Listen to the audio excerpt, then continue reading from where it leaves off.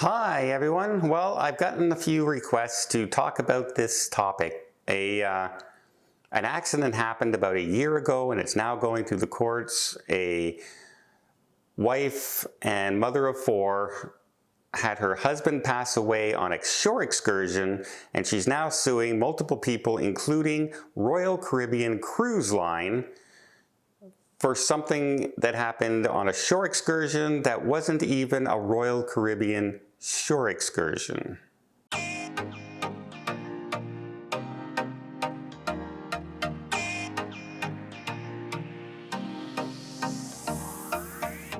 Now, that may be a very weird question. Is how can they sue Royal Caribbean when they weren't even on a Royal Caribbean, shore excursion? Well, what happened was on March 15th, 2023, the wife and the husband, father of four, he went to this structure that looks like it's an abandoned structure. Many people have commented that it kind of looks like the end of a zip line at one time that might have been abandoned, and they've also noted that there's no warning signs of any danger or anything like that, but it also is obviously not a diving platform specifically made for people to go jumping off. It's just something that's abandoned at the area. Well, they went up and the husband dove off headfirst and struck something in the water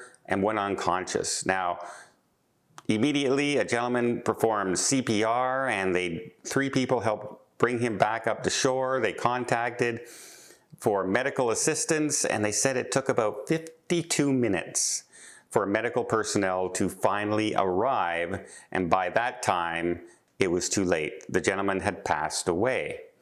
Well, they are now saying that the gentleman was only 52 years old, still a young man, but yeah, they said that what was happening in the area was that there was walkouts and random strikes in the health industry in Roatan at the time. And they're now saying that Royal Caribbean is responsible because they did not let passengers know that there is something actually, like there is a possibility you won't be able to get medical attention if something happens because of these strikes and these things walking out. And this was filed in a lawsuit in Florida, and the lawyer for the family comes out and said, what happened to Eddie Rucker and his family is unconscionable. Passengers on cruise ships need to be made aware that cruise lines often worry about their bottom line at the risk of jeopardizing the health and well-being of the people that chose to travel with them. Royal Caribbean knew that there were strikes in Honduras in the healthcare sector and chose to dock in Roatan anyway because of the revenue generated at this port of call. This resulted in an inexcusable delay in emergency medical care available to Mr. Rucker. His tragic death has forever changed the lives. Yeah, absolutely. You lose your father only at 52 years old, family of four. Crazy bad, right? Crazy bad. Like, I can't imagine living with that if my spouse at the time, when I had my two young children, had passed away. Devastating. Complete condolences to the family. This is a tragic thing that happened. As far as being able to sue the cruise line, he says that cruise lines need to, he doesn't even make it sound like they should warn people that, there's this strike going on. He actually makes it sound like they should never even dock there in the first place because of the possibility that something might happen on shore and the possibility that you might not get medical attention.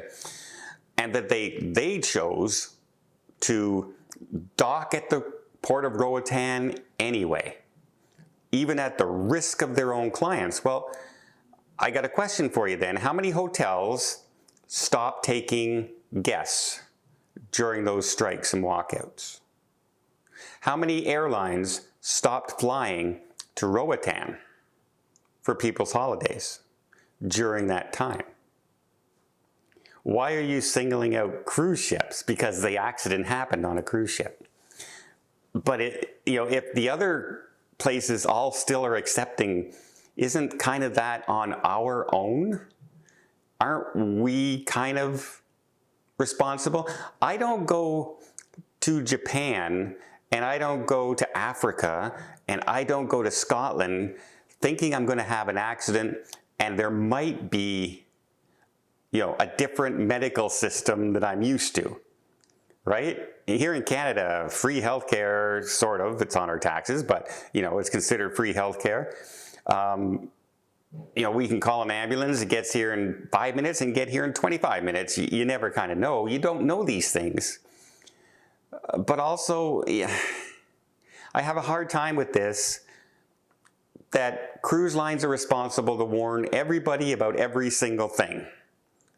Because then you better say the airlines have to warn every single passenger on every single flight going to every single country in the world about different things that are happening. Oh, you are flying into Barcelona today? Well, just to let you know, they are having a random strike in the police.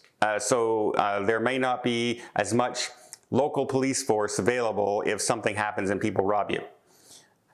You see what I mean? Like, it gets to the point where it gets out of hand, where you can't do it. You would need a full-time staff of 100 people to monitor the world and let everybody know exactly what's happening in every single port of call that you're doing, on every single airport that you're doing, at every single hotel that you own in your hotel chain, to let people know that at this particular time, in this particular period, something's happening. I understand the tragedy of this. If you want to, even the shore excursion people, they went up on an item that wasn't meant to be used as a diving platform and dived headfirst and hit a rock or something in the water. Could have been an old pylon from an abandoned dock, right? It could have been a piece of wood still attached to it as a leg. It could have been numerous things. Is that the shore excursions people fault? If anything, you could say, why was there no warning signs up there? Or even, why is that structure still there if it's not meant to be climbed on?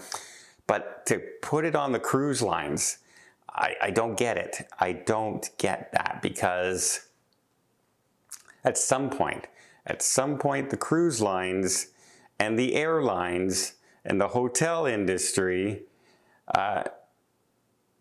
at what point is it not their fault anymore?